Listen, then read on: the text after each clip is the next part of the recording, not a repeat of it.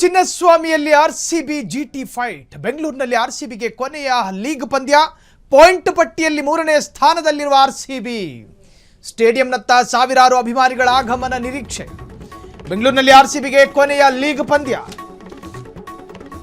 Point ಪಟ್ಟಿಯಲ್ಲಿ 3ನೇ ಸ್ಥಾನದಲ್ಲಿರುವ ಆರ್ಸಿಬಿ ಸ್ಟೇಡಿಯಂನತ್ತ ಸಾವಿರಾರು ಅಭಿಮಾನಿಗಳ ಆಗಮನದ ನಿರೀಕ್ಷೆಯನ್ನು ಇಟ್ಟುಕೊಳ್ಳಲಾಗಿದೆ. ಬೆಂಗಳೂರು ಗುಜರಾತ್ ಪಂದ್ಯ ನೋಡೋದಕ್ಕೆ ಕಾತುರ. ಮೈದಾನದ ಸುತ್ತಲೂ ಸಂಚಾರ ಬದಲಾವಣೆಯನ್ನ ಮಾಡಲಾಗಿದೆ. ಪೊಲೀಸರಿಂದ ಹದ್ದಿನ ಕಣ್ಣು, ಸರ್ಪಗಾವಲು. ಮಧ್ಯರಾತ್ರಿಯವರೆಗೆ ಮೆಟ್ರೋ ಸಂಚಾರಕ್ಕೆ ಅವಕಾಶ. ಇವತ್ತು ಚಿನ್ನಸ್ವಾಮಿಯಲ್ಲಿ ಆರ್ಸಿಬಿಗೆ ಕೊನೆಯ ಲೀಗ್ ಪಂದ್ಯ. ಪಾಯಿಂಟ್ ಪಟ್ಟಿಯಲ್ಲಿ 3ನೇ ಸ್ಥಾನದಲ್ಲಿರ್ತಕ್ಕಂತಹ ಆರ್ಸಿಬಿ ಸ್ಟೇಡಿಯಂನತ್ತ ಸಾವಿರಾರು ಅಭಿಮಾನಿಗಳ ಆಗಮನ ನಿರೀಕ್ಷೆ. ಎಸ್, ಈ ಬಗ್ಗೆ ಹೆಚ್ಚಿನ ಡೀಟೇಲ್ಸ್ ಕೊಡೋದಕ್ಕೆ ಸ್ಥಳದಿಂದ ಪ್ರತ್ಯಕ್ಷ ವರದಿ ಕೊಡೋದಕ್ಕೆ ರಮ್ಯಾ ಈಗ ನಮ್ಮ ಜೊತೆ ಲೈವ್ ಆಗಿದ್ದಾರೆ. ರಮ್ಯಾ, ಈ ಬಗ್ಗೆ ಏನಿದೆ ಲೇಟೆಸ್ಟ್ ಅಪ್ಡೇಟ್ಸ್ಗಳು ರಮ್ಯಾ?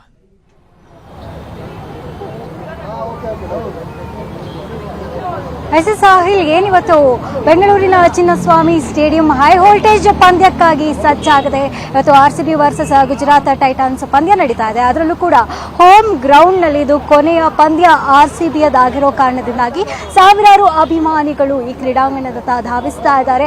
ಆಲ್ರೆಡಿ ಸಾಕಷ್ಟು ಪೊಲೀಸರು ಕೂಡ ಇಲ್ಲಿ ಬಿಗಿ ಬಂದೋಬಸ್ತನ್ನು ಕೂಡ ವಹಿಸಿರುವಂಥದ್ದು. ಸಾಲನ್ನ ಗಟ್ಟಿ ಅಭಿಮಾನಿಗಳು ಇತ್ತ ಆಗಮಿಸ್ತಾ ಇರುವಂಥದ್ದು. ಜೊತೆಗೆ ಈ ಬಾರಿ ಏನು ಆರ್ಸಿಬಿ ತಂಡವನ್ನ ರಜತ್ ಪಾಟಿದಾರ್ ಅವರು ಮುನ್ನಡೆಸ್ತಾ ಇದ್ದಾರೆ. ಗುಜರಾತ್ ಟೈಟನ್ಸ್ ಅನ್ನ ಶುಭ್ಮನ್ ಗಿಲ್ ಅವರು ಮುನ್ನಡೆಸ್ತಾ ಇದ್ದಾರೆ. ಈ ಎರಡೂ ತಂಡಗಳು ಈಗಾಗಲೇ 6 ಬಾರಿ ಮುಖಾಮುಖಿ ಆಗಿದ್ರು ಕೂಡ 3 ಬಾರಿ ಎರಡೂ ತಂಡಗಳು ಕೂಡ ಸಮಬಲವಾಗಿ ಒಂದು ವಿಜಯವನ್ನ ಸಾಧಿಸಿರುವಂಥದ್ದು. ಆ ಕಾರಣದಿಂದಾಗಿ ಇವತ್ತಿನ ಪಂದ್ಯದಲ್ಲಿ ಯಾವ ಒಂದು ಟೀಮ್ ಜಯವನ್ನ ಗಳಿಸುತ್ತೆ ಅನ್ನುವಂತಹ ನಿರೀಕ್ಷೆಯಲ್ಲಿ ಎರಡೂ ತಂಡಗಳು ಕೂಡ ಇದೆ. ಜೊತೆಗೆ ನಮ್ಮ ಚಿನ್ನಸ್ವಾಮಿ ಸ್ಟೇಡಿಯಂ ಬಗ್ಗೆ ಹೇಳೋದಾದ್ರೆ ಪಿಚ್ ಕೂಡ ಸಾಕಷ್ಟು ಫ್ಲಾಟ್ ಆಗಿರೋ ಕಾರಣದಿಂದಾಗಿ ಮತ್ತೆ ಒಂದು ಬೌಂಡ್ರಿ ಕೂಡ ಚಿಕ್ಕದಾಗಿರೋ ಕಾರಣದಿಂದಾಗಿ ರನ್ಗಳ ಸುರಿಮಳೆಗೆ ಸುರಿಬಹುದು ಅಂತಾನೆ ಹೇಳ್ಬೋದು.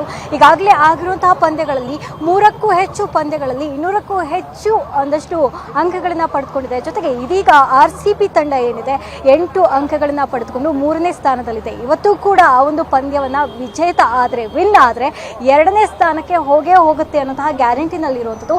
ಫ್ಯಾನ್ಸ್ಗಳು ಸಾಕಷ್ಟು ಜನ ಆಗಮಿಸಿದ್ದಾರೆ. ನೀವು ಕೂಡ ಇಲ್ಲಿ ನೋಡ್ಬೋದು, ಇಲ್ಲಿ ಸಾಲಾಗಿ ನಿಂತು ಅಲ್ಲಿ ಟಿಕೆಟ್ ಅನ್ನ ಹಿಡಿದು ಒಳಗಡೆ ಹೋಗೋದಕ್ಕೆ ಕಾತುರದಿಂದ ಕಾಯ್ತಾ ಇರುವಂಥದ್ದು. ಜೊತೆಗೆ ಪೊಲೀಸರು ಕೂಡ ಹದ್ದಿನ ಕಣ್ಗಾವಲನ್ನ ಕೂಡ ಇಟ್ಟಿದ್ದಾರೆ.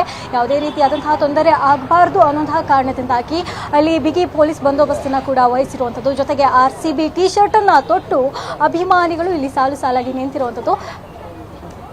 ಸಾಹಿಲ್, ಇಲ್ಲಿ ಅಭಿಮಾನಿಗಳಿದ್ದಾರೆ, ಇಲ್ಲಿ ಸಾಲಾಗಿ ನಿಂತಿರುವಂಥವ್ರನ್ನ ಮಾತನಾಡಿಸ್ತಾ ಹೋಗ್ತೀನಿ.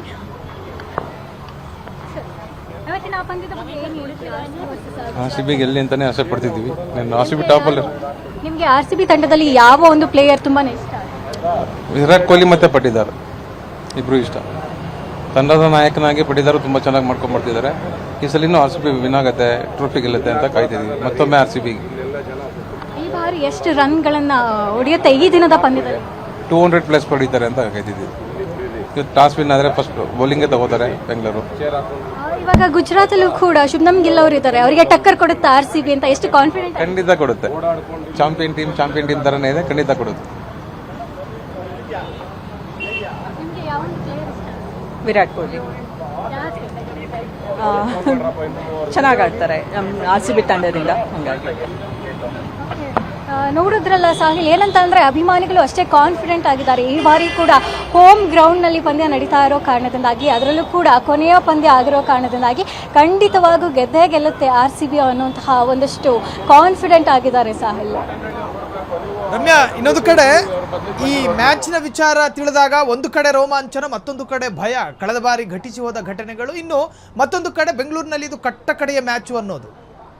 ಹೇಗಿದೆ ಪೊಲೀಸ್ ವ್ಯವಸ್ಥೆಗಳು? ಹೇಗಿದೆ? ಕಳೆದ ಬಾರಿಗಿಂತಲೂ ಕೂಡ ಯಥೇಚ್ಛವಾದ ಪೊಲೀಸ್ ಸಿಬ್ಬಂದಿ ಯೋಜನೆ ಆಗಿದೆಯಾ?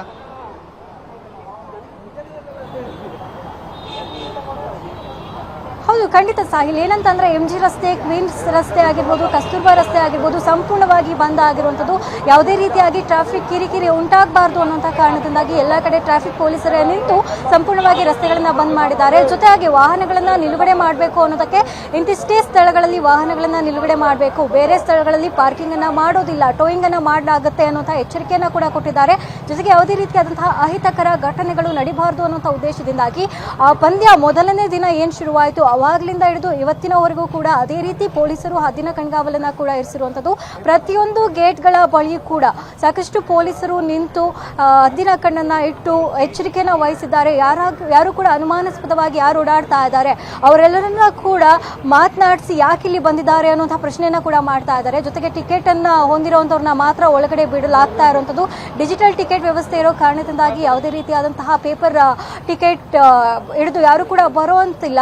ಹಾಗಾಗಿ ಮುಂಚೆ ಕೂಡ ಮುನ್ನೆಚ್ಚರಿಕೆಯನ್ನ ಕೂಡ ಕೊಟ್ಟಿದ್ರು ಪೊಲೀಸರು. ಈಗ ನೀವು ಗಮನಿಸ್ತಾ ಇರಬಹುದು, ಇಲ್ಲಿ ಕೂಡ ಪೊಲೀಸ್ ಆಫೀಸರ್ಸ್ ಕೂಡ ನಿಂತಿದ್ದಾರೆ. ಪ್ರತಿಯೊಂದು ಪೊಲೀಸರು ಕೂಡ ಎಲ್ಲರನ್ನೂ ಕೂಡ ತಪಾಸಣೆ ಮಾಡಿಯೇ ಒಳಗಡೆ ಬಿಡ್ತಾ ಇರುವಂತದ್ದು. ಸಾಹಿಲ್, ಯಾವುದೇ ರೀತಿಯಾದಂತಹ ಅಹಿತಕರ ಘಟನೆ ನಡೆಯೋದಿಲ್ಲ. ಅದೇ ರೀತಿ ಒಂದಷ್ಟು ಮುನ್ನೆಚ್ಚರಿಕೆ ಕ್ರಮಗಳನ್ನು ನಾವು ಪ್ರತಿ ಒಂದು ಪಂದ್ಯ ಶುರುವಾಗೋದಕ್ಕಿಂತ ಮುಂಚೆನೆ ನಾವು ವಹಿಸ್ಕೊಂಡಿದ್ದೀವಿ ಅಂತ ಕೂಡ ತಿಳಿಸಿರುವಂತದ್ದು. 7:15 ಪಂದ್ಯ ಇದ್ರೂ ಕೂಡ ಬೆಳಗ್ಗೆಯಿಂದಲೇ ಕೂಡ ಪೊಲೀಸರು ಇಲ್ಲಿ ನಿಂತು ಬಂದೋಬಸ್ತನ್ನ ವಹಿಸಿದ್ದಾರೆ, ಬ್ಯಾರಿಕೇಡ್ಗಳನ್ನ ಹಾಕಿದ್ದಾರೆ. ಜೊತೆಗೆ ಒಬ್ಬೊಬ್ಬರನ್ನು ಕೂಡ ಎಲ್ಲರನ್ನೂ ಕೂಡ ಚೆಕಿಂಗ್ ಮಾಡಿ ನಂತರ ಒಳಗಡೆ ಬಿಡ್ತಾ ಇರುವಂತದ್ದು. ಇನ್ನೊಂದು ಕಡೆ ರಮ್ಯಾ, ಸೈಬರ್ ವಂಚಕರು ಎಲ್ಲೋ ಒಂದು ಕಡೆ ನಕಲಿ ಟಿಕೆಟ್ಗಳನ್ನು ಬ್ಲ್ಯಾಕ್ ಮಾರ್ಕೆಟ್ನಲ್ಲಿ ಮಾರ್ತಾ ಇದ್ದಾರೆ. ಸೊ ಅನಧಿಕೃತವಾಗಿ ಬ್ಲ್ಯಾಕ್ ಟಿಕೆಟ್ಗಳನ್ನು ಮಾರುವಂತಹ ಈ ಥರದ್ದೇನಾದರೂ ಘಟನೆಗಳು ನಡೆದಿದ್ದಾವ? ಈ ಬಗ್ಗೆ ರೂಮರ್ಸ್ ಕೂಡ ಹರಿದಾಡಿತ್ತು ರಮ್ಯಾ.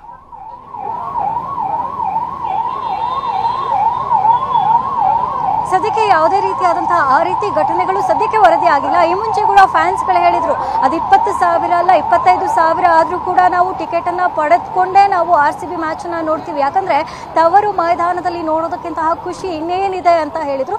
ಬಟ್ ಎಲ್ಲೋ ಒಂದ್ ಕಡೆ ಇದು ತಪ್ಪು ಅನ್ನುವಂತಹ ಸಂದೇಶವನ್ನ ಕೂಡ ಪೊಲೀಸರು ಮುಂಚೆ ಕೂಡ ಎಚ್ಚರಿಸಿದ್ರು. ಈ ರೀತಿ ಬ್ಲ್ಯಾಕ್ ಟಿಕೆಟ್ ಅನ್ನ ಮಾರೋಂಗಿಲ್ಲ, ಯಾರೇ ಆ ರೀತಿ ಒಂದಷ್ಟು ಗಮನಕ್ಕೆ ಬಂದ್ರೆ ಅವರಿಗೆ ಒಂದು ರೀತಿ ಕಾನೂನು ಕ್ರಮವನ್ನ ತೆಗೆದುಕೊಳ್ಬೇಕಾಗುತ್ತೆ ಅನ್ನುವಂತಹ ಎಚ್ಚರಿಕೆಯನ್ನ ಕೂಡ ಕೊಟ್ಟಿದ್ರು. ಸದ್ಯಕ್ಕೆ ಆ ರೀತಿಯಾದಂತಹ ಘಟನೆಗಳು ಎಲ್ಲೂ ಕೂಡ ವರದಿ ಆಗಿಲ್ಲ.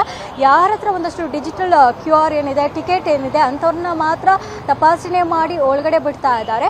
ಪೇಪರ್ಲೆಸ್ ಟಿಕೆಟ್ ಆಗಿರೋ ಕಾರಣದಿಂದಾಗಿ ಸದ್ಯಕ್ಕೆ ಬ್ಲ್ಯಾಕ್ ಮೇಲ್ ದಂಧೆಗಳು ಮತ್ತೆ ಸೈಬರ್ ವಂಚಕರಿಗೆ ಈ ರೀತಿ ಮಾಡೋದಕ್ಕೆ ಸಾಧ್ಯ ಇಲ್ಲ ಅಂತಾನೆ ಹೇಳ್ಬೋದು.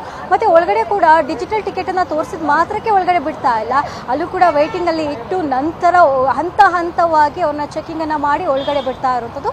ಸದ್ಯಕ್ಕೆ ಯಾವುದೇ ರೀತಿಯಾದಂತಹ ಘಟನೆ ವರದಿ ಆಗಿಲ್ಲ. ಸೋ ಮಚ್ ರಮ್ಯಾ, ತಮ್ಮೆಲ್ಲ ಡೀಟೇಲ್ಸ್ಗೆ. ಒಟ್ಟಾರೆ ಈಗಾಗಲೇ ಪ್ರತ್ಯಕ್ಷ ವರದಿಯಲ್ಲಿ ನೀವು ಗಮನಿಸ್ತಾ ಇದ್ರಿ, 7:15 ಪ್ರಾರಂಭ ಆಗೋದಿದ್ರೂ ಕೂಡ ಅಭಿಮಾನಿಗಳ ಸಂಖ್ಯೆಯಲ್ಲಿ ಯಾವ ಕಡಿಮೆಯೂ ಇಲ್ಲ. ಅಭಿಮಾನಿಗಳು ಅಷ್ಟದಿಕ್ಕುಗಳಿಂದಲೂ ಕೂಡ ಕಂಠೀರವ ಸ್ಟೇಡಿಯಂಗೆ ಬಂದು ಸೇರುವಂತಹ ಪ್ರಯತ್ನದಲ್ಲಿದ್ದಾರೆ, ಕ್ರಿಕೆಟ್ ನೋಡಬೇಕು ಅನ್ನೋ ಧಾವಂತಕ್ಕೆ ಬಿದ್ದಿದ್ದಾರೆ. ಇನ್ನು ಕಳೆದ ಬಾರಿಯ ಅನೇಕ ದುರ್ಘಟನೆಗಳು ಕೂಡ ಪೊಲೀಸ್ ಇಲಾಖೆಗೆ ಒಂದು ಪರಿಪಾಠ ಆಗಿದೆ. ಮುಂಜಾಗ್ರತಾ ಕ್ರಮವಾಗಿ ಈಗಾಗಲೇ ಪೊಲೀಸ್ ಸರ್ಪಗಾವಲು ಕಂಠೀರವ ಸ್ಟೇಡಿಯಂನತ್ತ ಇರುವಂತಹದ್ದು. ಕ್ಷಣ ಕ್ಷಣದ ಸುದ್ದಿಗಳಿಗಾಗಿ ಫ್ರೀಡಂ ಟಿವಿ ಸಬ್ಸ್ಕ್ರೈಬ್ ಮಾಡಿ, ಲೈಕ್ ಮಾಡಿ ಹಾಗೂ ಫಾಲೋ ಮಾಡಿ. ಹೊಸ ಸುದ್ದಿಗಳ ನೋಟಿಫಿಕೇಶನ್ಗಾಗಿ ಬೆಲ್ ಐಕಾನ್ ಮೇಲೆ ಕ್ಲಿಕ್ ಮಾಡಿ.